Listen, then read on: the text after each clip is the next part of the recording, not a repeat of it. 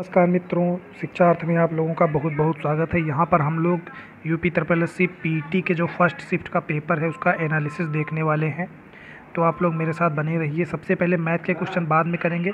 जो यहाँ पे हिंदी के क्वेश्चन हैं इनसे स्टार्ट करते हैं, बाकी के जीएस, जीके, करंट जो भी है सारा का एनालिसिस करने वाले हैं। तो हिंदी का पहला क्वेश्चन है, किस विकल्प में सही विलोम युग्म का प्रयोग किया गया है। विलोम युग्म सही इसमें बताना है, तो इसका जो पहला ऑप्शन है नूतन और पुरातन, इसका बिल्कुल करेक्ट आंसर है। अगला क्वेश्चन है, ख्याली पुलाव पकाना, इसका जो है मुहावरे का सही अर्थ बताना है। तो असंभव बातों की कल्पना करना, ये जो है इसका बिल्कुल करेक्ट आंसर हो जाएगा। महर्षि शब्द का संधि विच्छेद आप लोगों को बताना है, तो इस वाले में जो है महा प्लस ऋषि जो है डी वाला ऑप्शन सही हो जाएगा। महा प्लस ऋषि इसका बिल्कुल करेक्ट ऑप्शन जो है हो जाएगा। अगला क्वेश्चन है, किस विकल्प में शब्दयुग्म अर्थभेद सही नहीं है। इसमें सही नहीं बताना है, ज़्यादातर क्वेश्चन सही नहीं वाले गलत हो जाते हैं, इस वजह से आप लोग ध्यान देकर इस तरह के क्वेश्चन करेंगे। तो इस वाले में अवलंब और अभिलंब जो है ये वाला गलत है, बाकी सारे इसमें सही बताए गए हैं। किस विकल्प में सभी शब्द परस्पर पर्यायवाची हैं, तो इसमें जो है पार्वती, रुद्राणी और भवानी वाला जो ऑप्शन है बिल्कुल करेक्ट है, बाकी सारे इसमें गलत दिए गए हैं। अगला देखते हैं, एक साइंस का क्वेश्चन यहाँ पे है, तो इसको भी कर लेते हैं। पादप कोशिका भित्ति निम्नलिखित में से किसकी बनी होती है। तो पादप कोशिका भित्ति जो होती है वो सेलुलोज की बनी होती है। बी वाला ऑप्शन बिल्कुल करेक्ट हो जाएगा, सेलुलोज सही हो जाएगा। अगले क्वेश्चन यहाँ पे हम लोग देख लें। अगला जो है ये इंग्लिश का पैराग्राफ है। इंग्लिश का पैराग्राफ आसान आया था, इसको आप लोग देख लेंगे और इसको जो है स्क्रीनशॉट ले लीजिए और अपने हिसाब से इसको करने का प्रयास करिए। आसान था, पढ़ेंगे तो इसको जल्दी से हो जाएगा। बाकी जो इंग्लिश के क्वेश्चन आए थे उनको हम लोग देख लेते हैं। गिव द, इसमें सिनोनिम्स बताना है पार्शियल का, तो पार्शियल का सिनोनिम्स हो जाएगा, इसका जो है इनकम्प्लीट हो जाएगा। पार्शियल का मतलब होता है कि जो पूरा ना हो, इनकम्प्लीट हो, तो इसका इनकम्प्लीट हो जाएगा। इसमें जो है अगले वाले में हमको बताना है एंटोनिम्स बताना है। डिसअपॉइंट का हमको एंटोनिम्स बताना है, तो इसका जो है सेटिस्फाई हो जाएगा डिसअपॉइंट का एंटोनिम से, बिल्कुल करेक्ट है। कुछ रीजनिंग के क्वेश्चन भी इसमें दिए हैं, उनको भी साथ ही साथ देख लेते चलते हैं। ये जो 14 नंबर क्वेश्चन है इसको अगर देखेंगे, यहाँ पे जो एक महिला की ओर इशारा करते हुए नीलेश ने कहा, वह मेरी पत्नी के दादा की इकलौती संतान की इकलौती बेटी है। तो यहाँ पर जब इसको देखेंगे तो यहाँ पर पत्नी वाला जो ऑप्शन है ये बिल्कुल करेक्ट हो जाएगा। और आगे का ये जो क्वेश्चन है इसमें असंगत हम लोगों को फाइंड करना है, ऑड, इसमें से ऑड वन फाइंड करना है, तो इसमें जो 100 है ये ऑड वन हो जाएगा। अगला क्वेश्चन है, 1 जनवरी 2016 को रविवार था, तो 1 जनवरी 2010 को सप्ताह में कौन सा दिन था। तो इसमें हर साल एक एक वर्ष बढ़ता है, मतलब 1 जनवरी से अगले साल की 1 जनवरी तक एक एक वर्ष बढ़ता है, लेकिन जब लीप वर्ष बीच में कोई आ जाता है तो 2 वर्ष उसमें बढ़ जाते हैं। तो इस वाले ऑप्शन में शुक्रवार वाला जो ऑप्शन है ए ऑप्शन वो बिल्कुल करेक्ट हो जाएगा। अगला क्वेश्चन है, अच्छा ये तो हो चुके हैं, बाकी के इसमें देख लेते हैं। इसमें जो ये 20 नंबर क्वेश्चन है ये भी रीजनिंग का ही क्वेश्चन है। इसमें जो है ये वर्ड वाले क्वेश्चन है, इसमें करेक्ट ऑप्शन बताना है कि करेक्ट ऑप्शन कौन सा हो जाएगा, इसको भी हम लोग देख लेते हैं। इस वाले में जो ये TBGRFGH लिखा हुआ है ये वाला ऑप्शन इसमें बिल्कुल करेक्ट हो जाएगा। ये वाला ऑप्शन बिल्कुल करेक्ट है, TBGRFGH। अगला क्वेश्चन देख लेते हैं। इस वाले क्वेश्चन में इनमें से कोई नहीं सही है, ये जो डी वाला ऑप्शन है इसमें इनमें से कोई नहीं बिल्कुल करेक्ट है, बाकी के सारे इसमें गलत ऑप्शन दिए गए हैं। अगला जो 22 नंबर क्वेश्चन है इसमें पूछा गया है कि भारत की पहली अंडर वाटर मेट्रो का जो है उद्घाटन ये किस शहर में। कोलकाता में जो हुगली नदी है यहाँ पर ये अंडर वाटर मेट्रो का प्रोजेक्ट शुरू हुआ है। और जो पानी में जो वो चलाई गई है, पानी में जो मेट्रो चलाई गई है वो चलाई गई है केरल में, और जो वहाँ यहाँ पे महाराष्ट्र में जो चलाई गई है वो एक नाव चलाई गई है, टैक्सी सेवा चलाई गई है। अगला क्वेश्चन हम लोग देख लेते हैं, निम्नलिखित में से किस देश के वैज्ञानिकों ने पहला कृत्रिम भ्रूण तैयार किया है। तो इसका जो है इजराइल वाला ऑप्शन बिल्कुल करेक्ट हो जाएगा। इजराइल में कृत्रिम भ्रूण जो है तैयार किया गया है। प्रधानमंत्री नरेंद्र मोदी ने निम्नलिखित में से किस राज्य में IIBX India international bullion exchange कहाँ पे लॉन्च किया है? तो इसको जो है प्रधानमंत्री मोदी जी के द्वारा गुजरात राज्य में लॉन्च किया गया है। अगला क्वेश्चन हम लोग देख लेते हैं। निम्नलिखित में से किस देश ने अगस्त 2022 में ताइवान के आसपास अपना अब तक का सबसे बड़ा सैन्य अभ्यास शुरू किया है?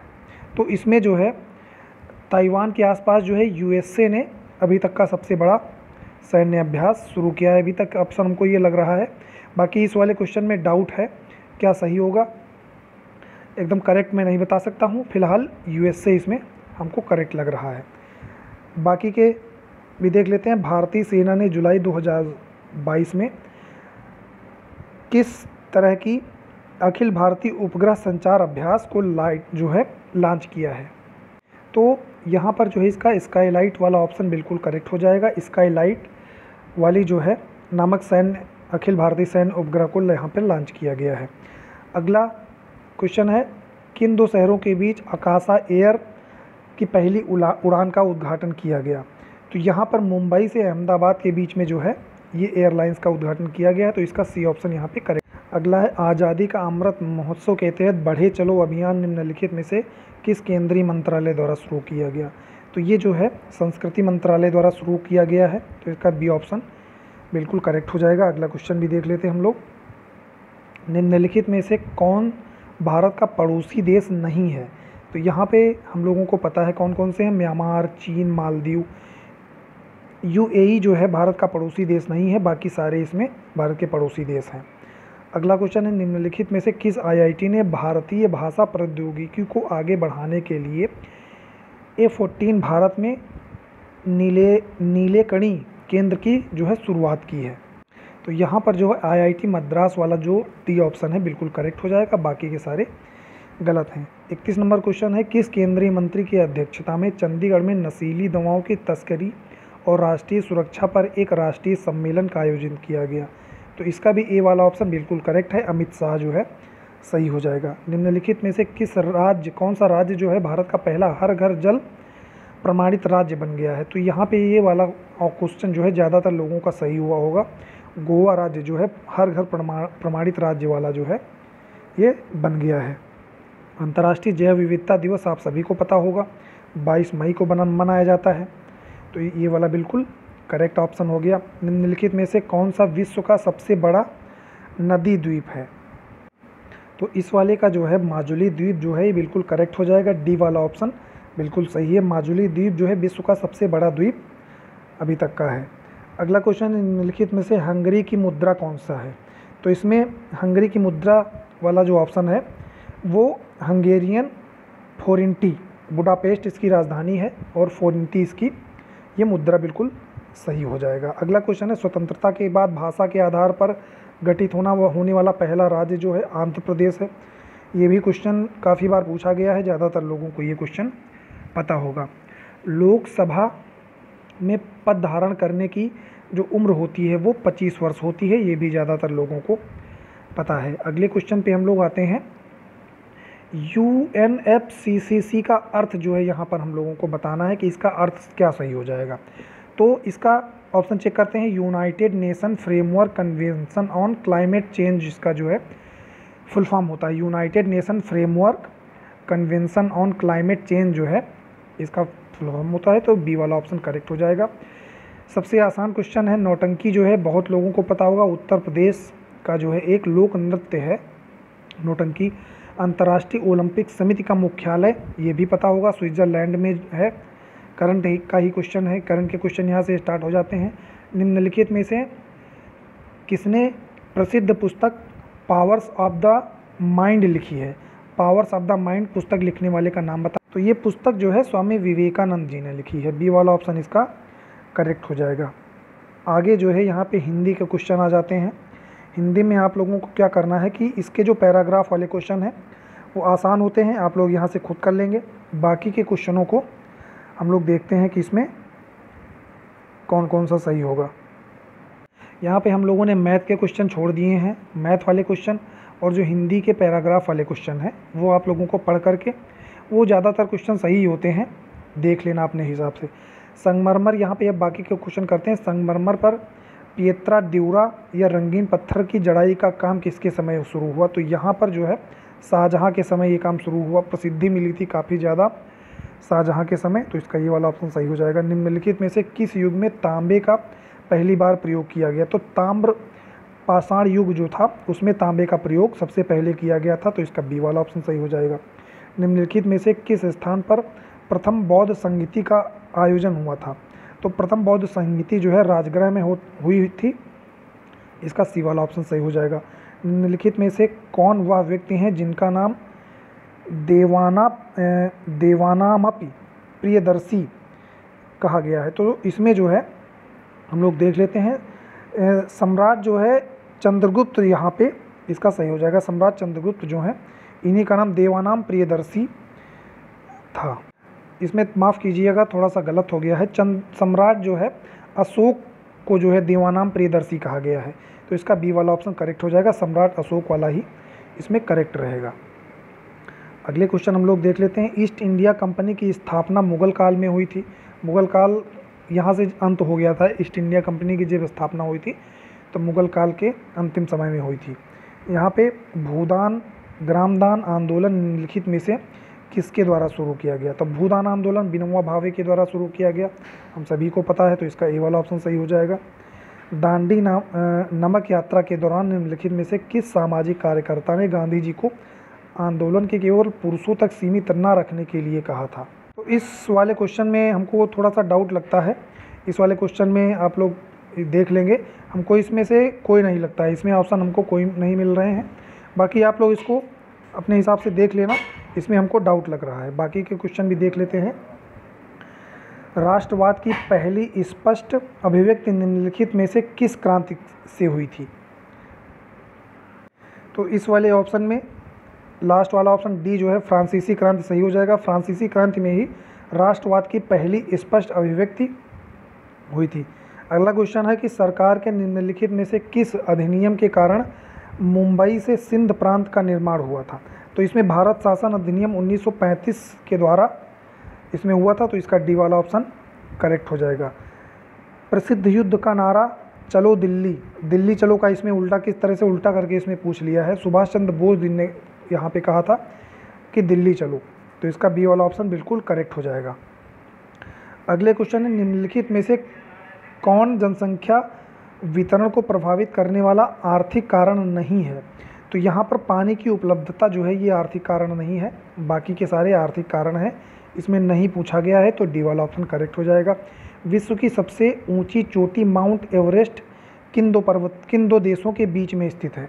तो यहाँ पे नेपाल और तिब्बत जो देश हैं इन दोनों देशों के बीच में स्थित है। तो इसका सी ऑप्शन करेक्ट हो जाएगा। अक्टूबर की गर्मी का मुख्य कारण क्या है? भारत में जो अक्टूबर की गर्मी होती है इसका मुख्य कारण क्या है? तो इस वाले में जो है हमको ए वाला लग रहा है कि इसमें जो अल्प दाब रहता है, लो प्रेशर के कारण जो है जो वर्षा होती है, लो प्रेशर के कारण, वही जो इसका कारण है। बाकी का ये क्वेश्चन अभी एग्जैक्ट हमको इसका आंसर नहीं पता है। अगला है कि भारत की मानक समय रेखा जो ग्रीनविच समय से कितना आगे है? तो 5.5 घंटे आगे है। सी वाला ऑप्शन करेक्ट हो जाएगा। ये भी ठीक ठाक क्वेश्चन था। अगला क्वेश्चन है निम्नलिखित में से कौन सा हरित क्रांति की रणनीति का हिस्सा था? इसमें हरित क्रांति की रणनीति का हिस्सा बताना है। तो इसमें जो है डी वाला ऑप्शन बिल्कुल करेक्ट हो जाएगा। तो इस वाले में जो है ऑल ऑफ दी सही हो जाएगा। ये सभी जो है इसके सही हैं। हरित क्रांति का हिस्सा जो है ये सभी इसमें है। निम्नलिखित में से किस नदी को बिहार का शोक? कोसी नदी को बिहार का शोक जो है कहा जाता है। तो डी वाला ऑप्शन सही हो जाएगा। भारत की पंचवर्षीय योजना को अंतिम स्वीकृति निम्नलिखित में से किसके द्वारा दी जाती है? तो अंतिम स्वीकृति जो दी जाती है तो राष्ट्रीय विकास परिषद के द्वारा दी जाती है। सी ऑप्शन करेक्ट हो जाएगा।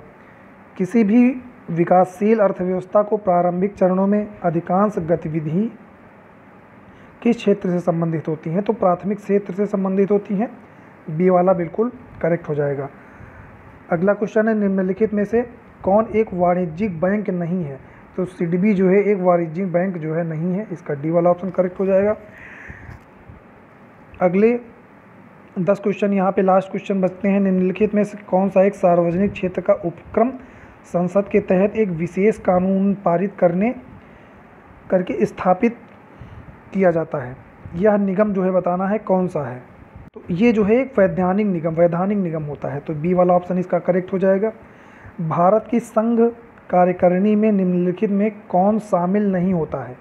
तो संघ कार्यकारिणी में भारत का मुख्यमंत्री शामिल नहीं होता है, तो इसका डी वाला ऑप्शन बिल्कुल करेक्ट हो जाएगा। तो अगला क्वेश्चन है, निम्नलिखित में से कौन सा अनुच्छेद भारतीय संविधान में सर्वोच्च न्यायालय की स्थापना के बारे में है? तो ये जो है 124 वाला है, बिल्कुल करेक्ट हो जाएगा। अगला क्वेश्चन है कि किसके पास मौलिक अधिकार लागू करने की शक्ति होती है? तो सर्वोच्च न्यायालय और उच्च न्यायालय को जो है लागू करने की शक्ति होती है। भारत में राष्ट्रीय मानवाधिकार आयोग निम्नलिखित में से किस मंत्रालय के अधीन आते हैं? तो इस वाले क्वेश्चन में राष्ट्रीय स्वायत्त आयोग के अधीन ही आता है, तो इसमें अभी तक हम इसमें डी बता रहे हैं। बाकी का इसमें क्या होगा, इसमें एग्जैक्ट आंसर नहीं बता सकता हूँ मैं अभी। अगला क्वेश्चन है, निम्नलिखित में से केंद्र शासित प्रदेश में उच्च न्यायालय स्थापित करने का अधिकार है? तो केंद्र संसद को जो है ये अधिकार प्राप्त है कि जिसे केंद्र शासित प्रदेश बनाना है कि क्या करना है। अगला क्वेश्चन देख लेते हैं, निम्न में से वनस्पतिक रेशा नहीं है, वनस्पतिक रेशा हमको नहीं है वो वाला बताना है। तो जो नायलॉन है ये वनस्पतिक रेशा नहीं है, सी वाला ऑप्शन करेक्ट हो जाएगा। तारों का रंग निम्नलिखित में से किस पर निर्भर करता है? ये तापमान पर निर्भर करता है, उसके टेम्परेचर पर निर्भर करता है, तो इसका बी वाला ऑप्शन करेक्ट हो जाएगा। इसमें बताना है कि ग्लोबल वार्मिंग के लिए ग्रीन हाउस गैस जिम्मेदार होती हैं, सभी को पता होगा, बी वाला करेक्ट है। लास्ट क्वेश्चन है, न्यूमोनिया मानव शरीर के निम्नलिखित में से किस अंग को प्रभावित करती है? तो ये फेफड़े को जो है प्रभावित करती है, तो बी वाला ऑप्शन सही हो जाएगा। इसमें से आप लोगों के कितने सही थे नीचे जो है कमेंट बॉक्स में कमेंट करके बताएंगे। वीडियो कैसा लगा लाइक करें, शेयर करें, अगर चैनल पर नए हैं तो सब्सक्राइब करें। Thank you.